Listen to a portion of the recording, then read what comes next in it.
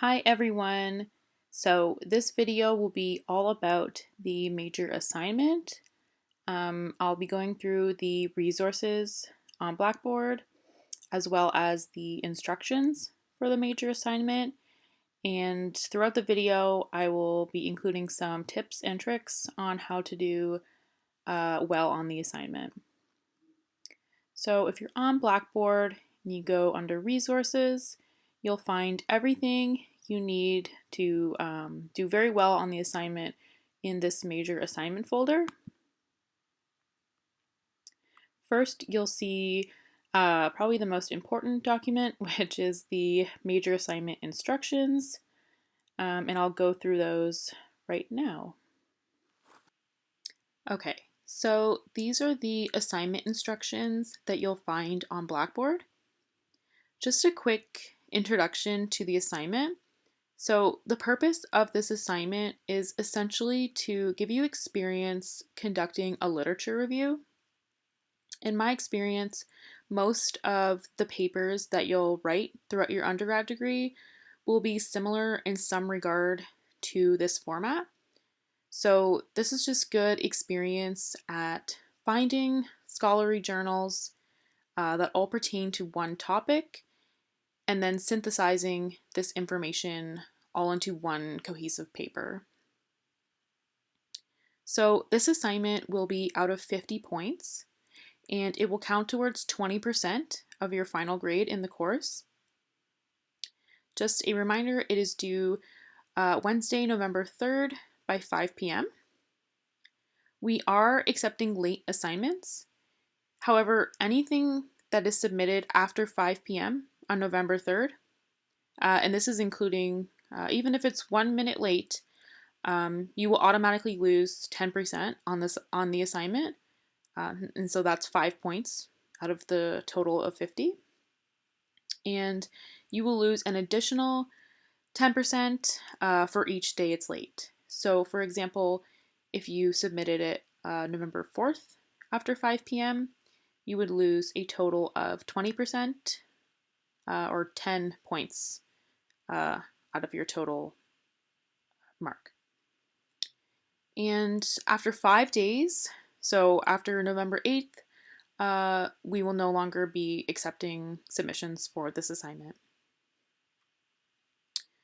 Only assignments in Microsoft Word or PDFs will be accepted, and this is because only these two formats can be read on Blackboard, and your GAs will be marking your assignment through Blackboard.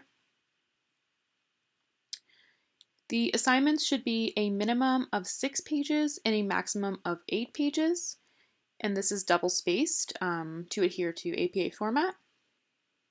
Any deviations from this page minimum or maximum, so for example, if you only write 5 pages, or if you write 9 or 10, will result in a 1 point deduction for each page that you are either under or over. And your title page and reference page are not included in your minimum or maximum. So only the pages that include the content of your paper are included in this page limit. Also, if you're researching for APA, a lot of resources might tell you to include an abstract or a table of contents. Do not include an abstract or table of contents for this assignment, just mainly because there's really no reason to include a table of contents, as this is quite a small paper. So if you're experiencing any technical difficulties with Blackboard, so for example, you either can't get your paper to load or you're having trouble finding the portal, please email the course email and do so before the deadline so you avoid any deductions. So there is this big bold box on these instructions that go over plagiarism. So one of the main reasons why students will lose points on this assignment is due to doing some form of plagiarism. So for APA format, you need both a reference page and in-text citations. So having no in-text citations and no reference page is considered plagiarism because you are not citing any sources, and this will result in a 0 for the entire paper. Having a reference page but no in-text citations, or vice versa, so having in-text citations but no reference page, is also considered plagiarism and will also result in a 0 for the entire paper. And lastly, if you are copying full sentences or paragraphs that are word for word from a source, and you're either not changing this or you're only doing minor changes, so for example, you're just using synonyms or changing a few words here and there, and you are not properly citing this, so you're not including an in-text citation with this, this will also result in a 0 for the entire paper. And I will say, from my experience being a GA and marking these papers, we can usually tell when students have just completely copied and pasted full sentences or paragraphs from their source. Usually the font will look different on Blackboard, or you will see, pieces of text that are highlighted. So it's usually pretty obvious when students are completely copying. So don't think you can get away with fully copying a source. I'll also add that for the purposes of this paper, it's unlikely that you'll need to use direct quotes. You should be able to fully paraphrase the information, so putting all the information in your own words. If you absolutely need to use a direct quote from a source, just make sure that you're putting it in quotations and correctly citing it using APA format.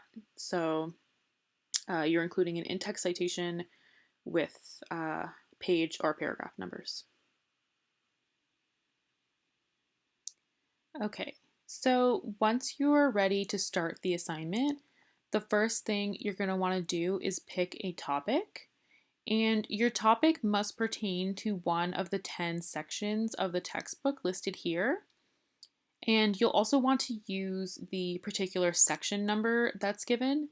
So for example, if you wanted to do your paper on pseudoscience, you'll need to use section 1.2 of the textbook.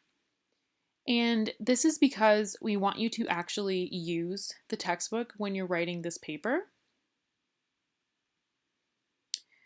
So as I move through these instructions, you'll see all of these boxes here, which describe different sections of the paper that you'll be marked on. These boxes show the exact rubric that the GAs will be using when they're marking your paper, and they are extremely detailed. This is probably the most detailed instructions that you'll ever get throughout your university career. So take advantage of how well detailed these instructions are, and really look at all the different levels of marks that you can get, and try to base your paper off of getting the most points out of each section that you'll be marked on. So the layout of this paper really is basically just 7 paragraphs. So the first paragraph will be your introductory paragraph, which basically just introduces your topic to the reader. Next, you'll have 5 body paragraphs, which are describing the different sources that you find. And then lastly, you'll have a conclusion paragraph, which basically just summarizes and contrasts the different sources that you found. So the introductory paragraph is out of 8 total points.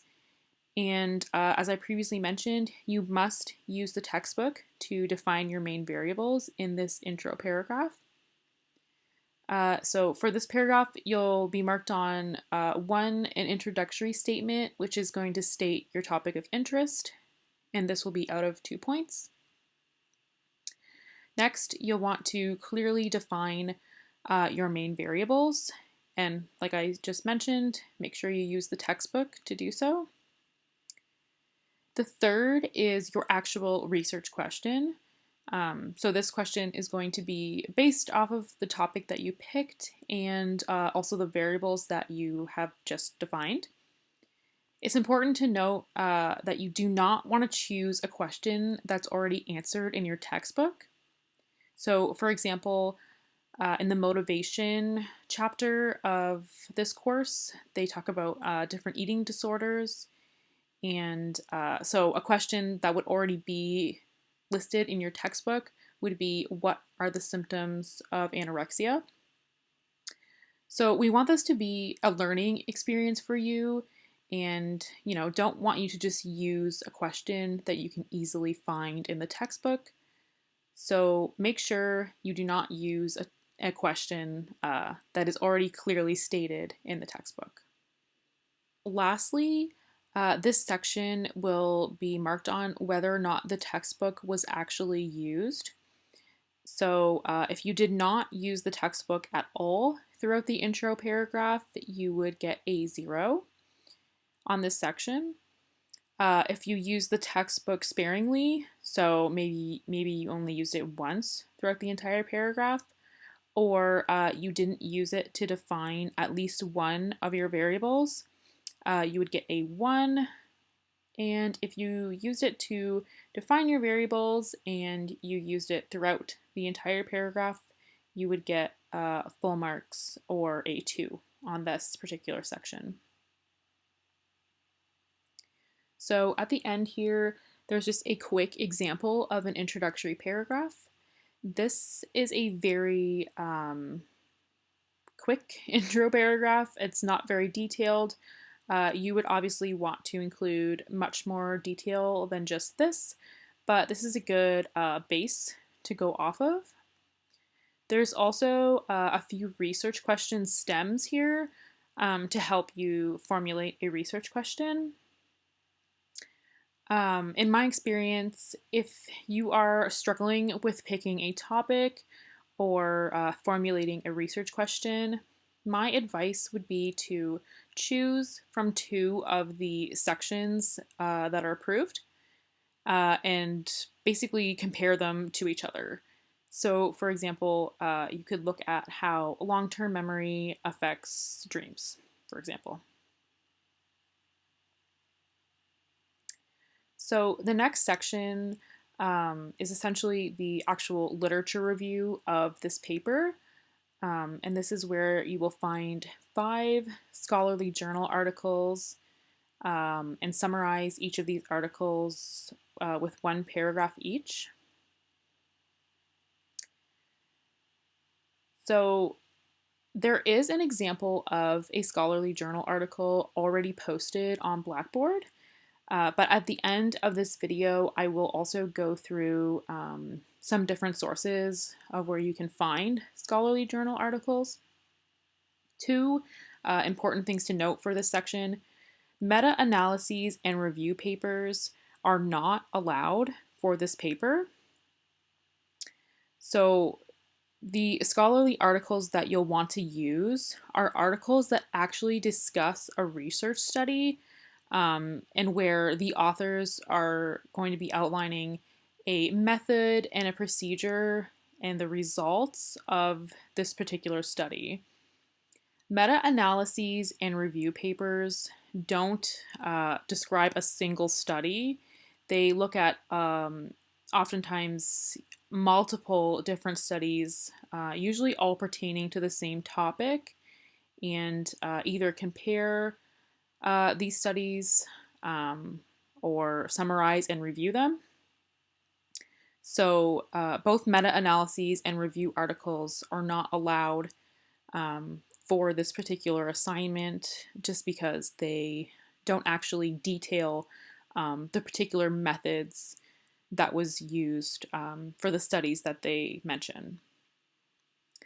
One thing I'll point out is a lot of the times when you're trying to find different articles, whether or not an article is a meta analysis or a review article, will often be right within the title of that journal article. So, for example, a title might be a meta analysis of long term memory, for example. So, a lot of the times you don't even need to read the actual paper to discover whether or not it is a meta analysis or a review article.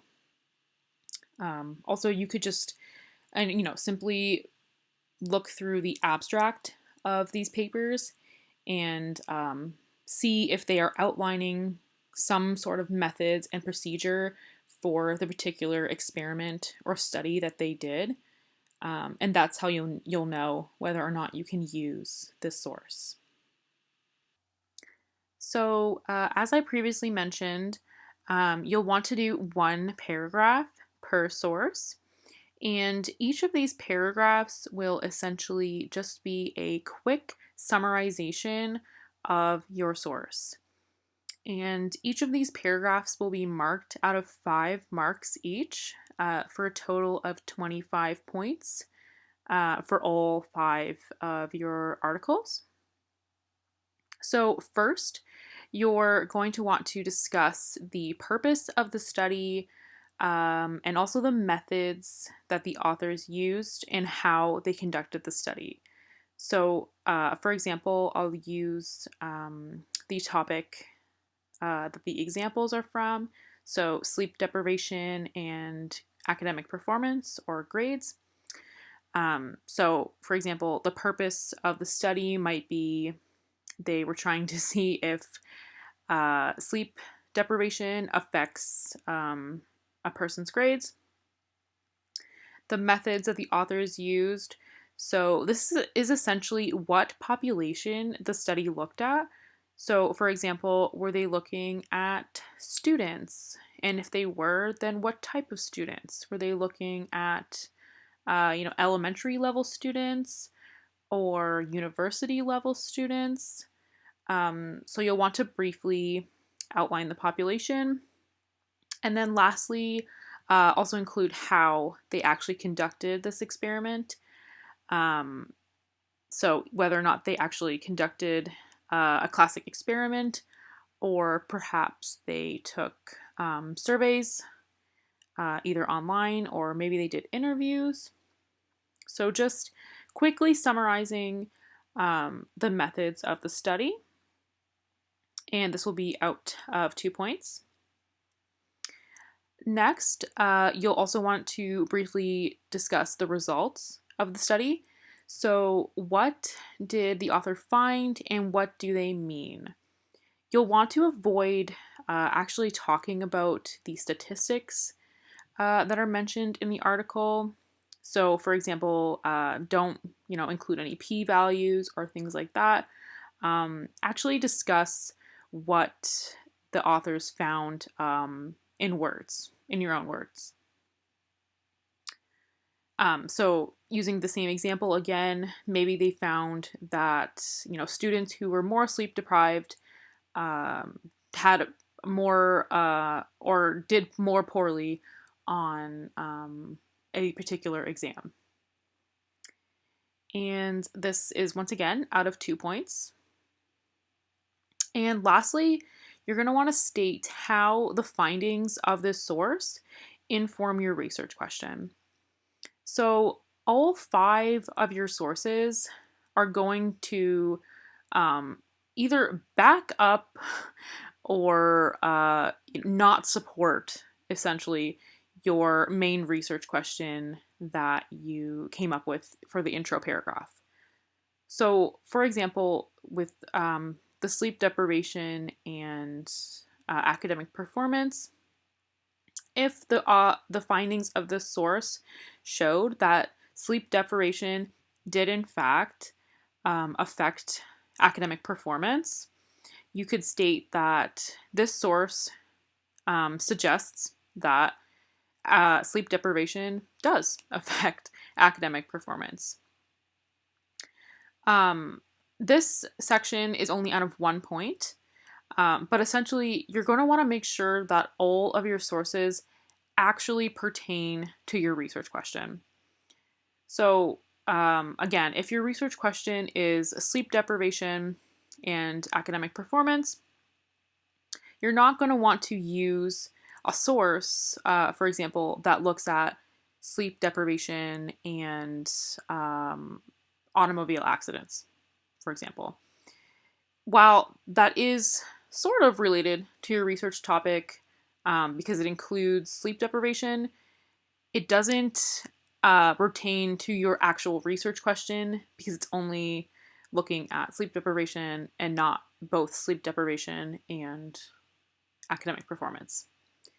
So when you're looking for your 5 sources, make sure that they actually can relate back to your research question, or else you will not get full marks on these body paragraphs.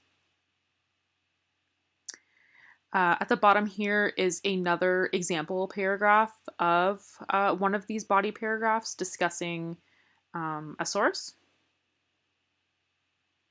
also including some in-text citations. So the last part of this assignment is the conclusion paragraph or summary paragraph.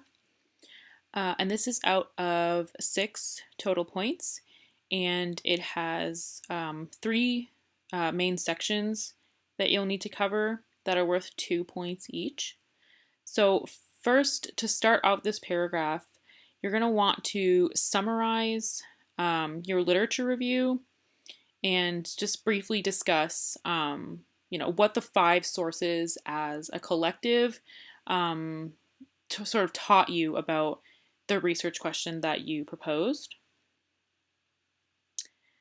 Next, you're going to want to talk about any inconsistencies or consistencies between all of your 5 sources. So, for example, maybe all of them sort of came to the same conclusions and either supported or did not support your research question. So, returning to the sleep deprivation and academic performance example, perhaps all of your studies showed that sleep deprivation does affect academic performance. You might also find that, some of the literature is inconsistent. So, for example, maybe 2 of your sources suggested that academic performance, sleep deprivation affected academic performance, but maybe your other 3 sources did not show that. So you're going to want to discuss this briefly in the conclusion paragraph. And this is also where you can mention any gaps within the literature. So, for example, maybe all of the literature that you examined only looked at a particular population. So, returning to the example, perhaps all of these studies only looked at university students and they did not examine how sleep deprivation might affect academic performance in younger children, so at the elementary level. So any of the gaps that you might find in the literature are worth mentioning here. And lastly, you're going to mention some future directions that this research topic can take.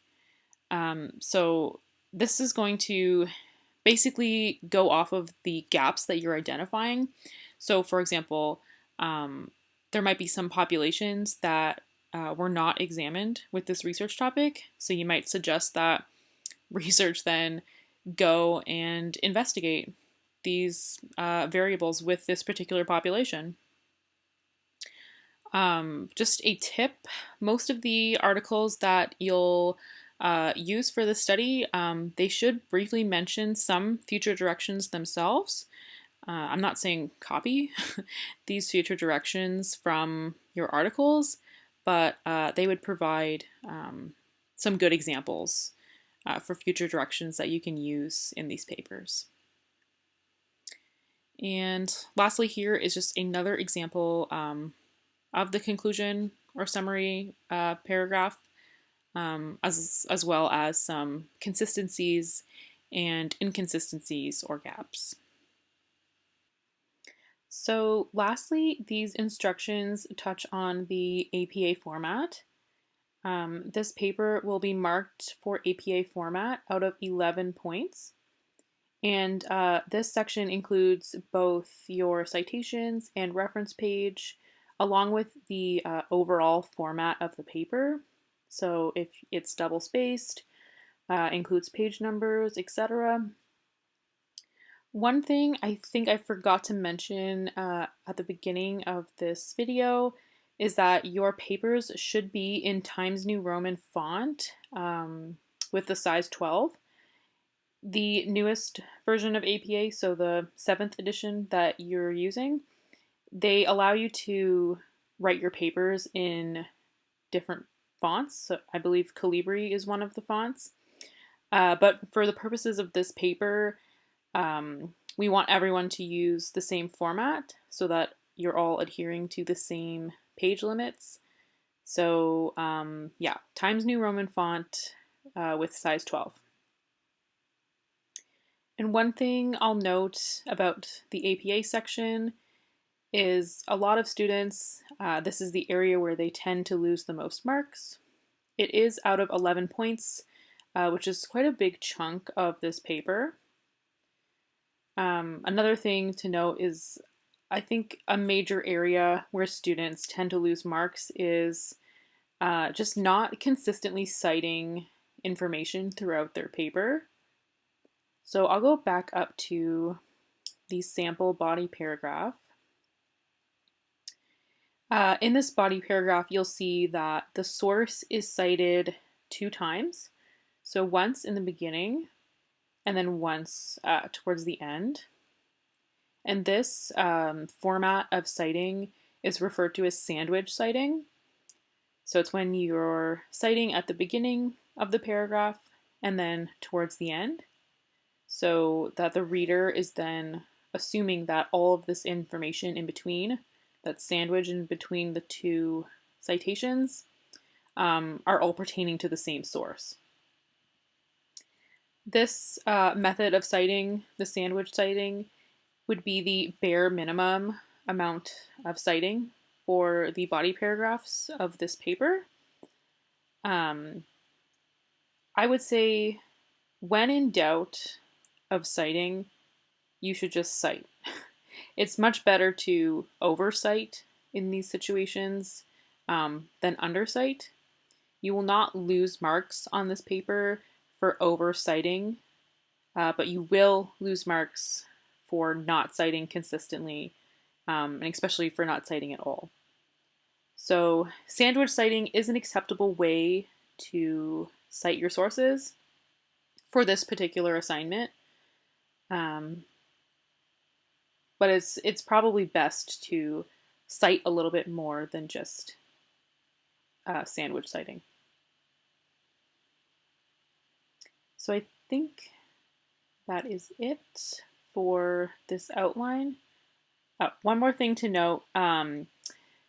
This paper, you'll need a minimum of 6 sources. So this includes the textbook and also your 5 scholarly sources.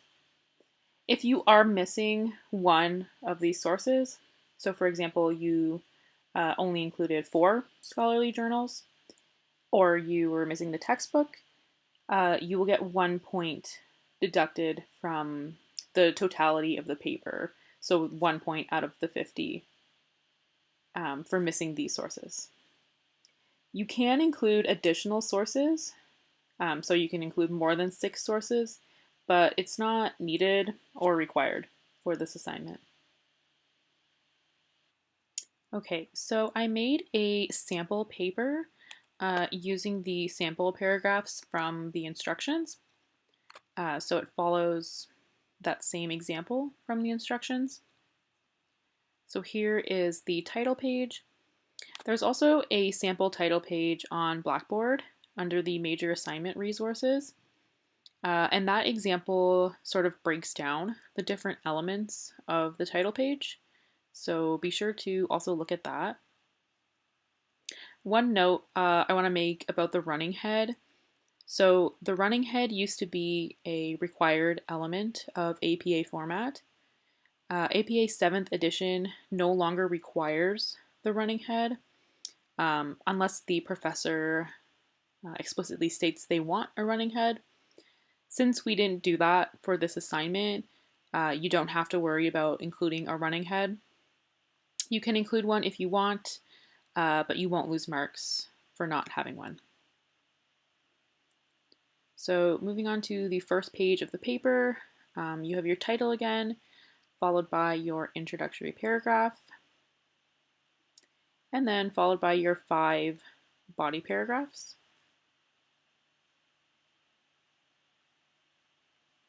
I just copied and pasted the body paragraph 5 times. And then lastly, your summary and or your summary or conclusion paragraph, followed by your reference page.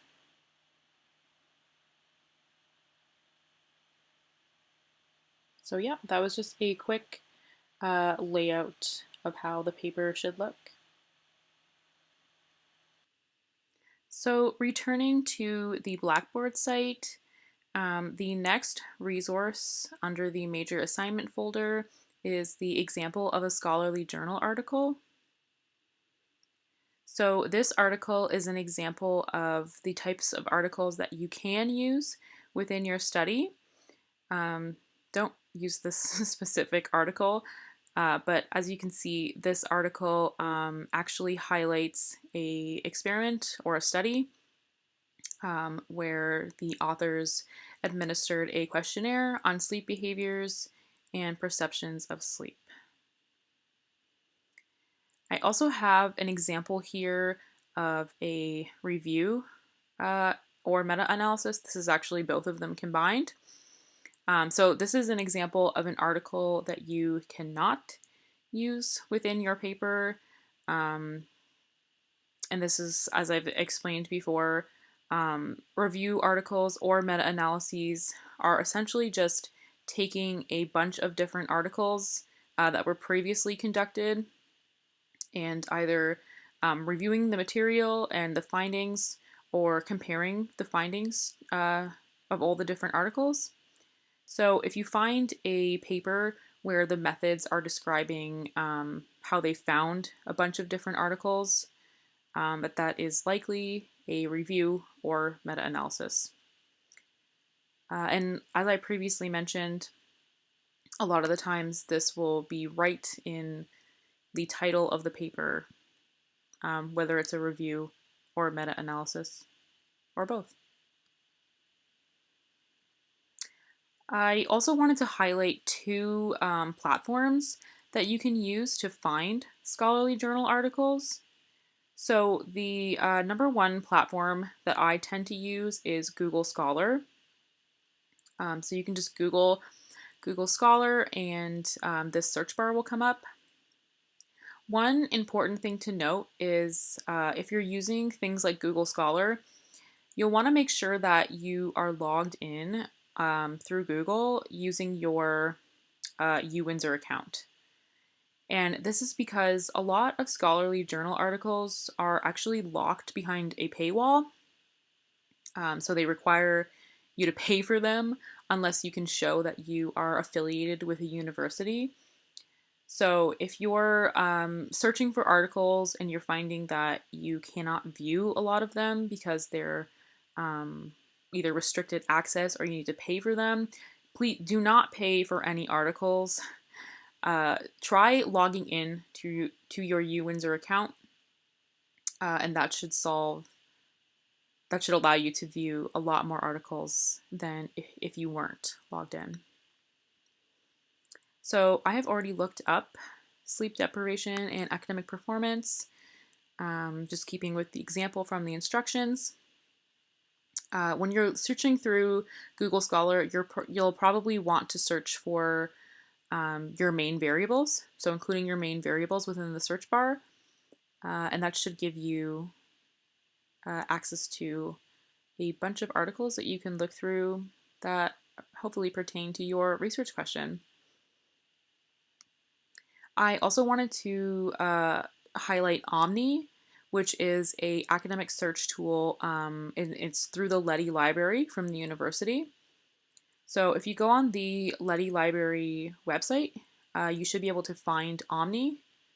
I also usually just Google Leddy Library Omni, and it will bring me to this website with a search bar where you can search the U Windsor libraries. So here, again, you can type in sleep deprivation or whatever variables you're going to use. And once again, new articles will come. You can also sort.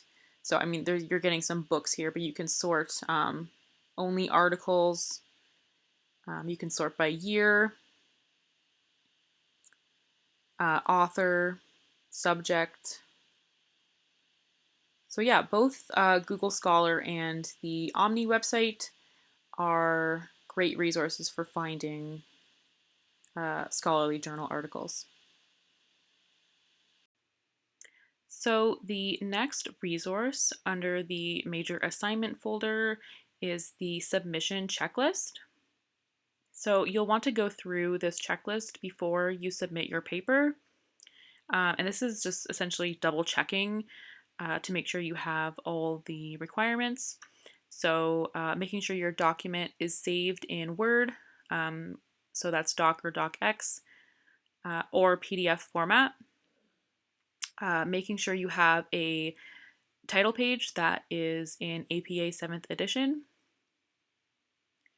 Making sure that you don't include an abstract or a table of contents, as they're not needed for this assignment, so you can remove them if you have either of those. Just double checking that your paper adheres to all the APA 7th edition requirements. Making sure it's within the designated page limits. Making sure that you have all 6 of the required sources. Make sure that you proofread for grammar and spelling errors. And then lastly, just reviewing the instructions once again to ensure that you completed the assignment. Right here are the submission instructions. And so this tells you how to submit your assignment on Blackboard. You might notice that the submission portal for the paper is not posted yet.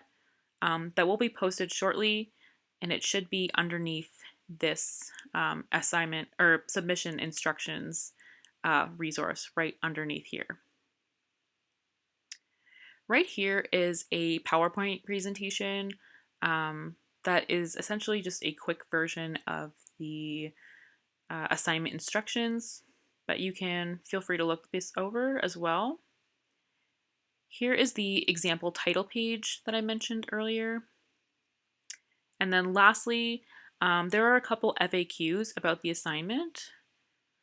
I will keep updating these FAQs if we seem to be getting a lot of the same questions, for example. There will also be a live Q&A session for the major assignment. I will be attending, as well as hopefully most of the GAs.